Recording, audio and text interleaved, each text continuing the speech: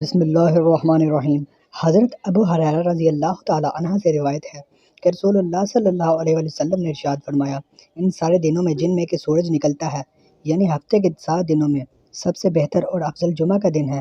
اسی دن آدم علیہ السلام پیدا کیے گئے، اسی دن جنت میں داخل کیے گئے، اسی دن جنت سے نکال کر دنیا میں بھیجے گئے، اور اسی دن میں قیامت قائم ہوگی۔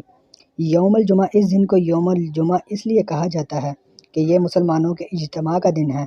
آسمان اور زمین اور ساری کائنات جو اللہ تعالیٰ نے 6 دنوں میں پیدا فرمائی، ان میں سے آخری دن جمعہ کا ہی ہے جس میں اس پیدائش کا کام مکمل ہوا۔ یہ دن اللہ تعالیٰ کی خاص برکتوں اور رحمتوں کا دن ہے، اس لیے اس دن بڑے بڑے واقعات اللہ تعالیٰ کی طرف سے واقع ہوئے اور واقع ہونے والے ہیں۔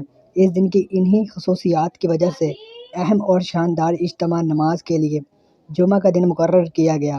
اس دن کی عظمت کا اندازہ اس سے بھی لگایا جا سکتا ہے کہ اس کے نام سے قرآن پاک میں ایک پوری سورت ہے جس میں کہ اس دن کے احکام اور مسائل بیان کیے گئے ہیں۔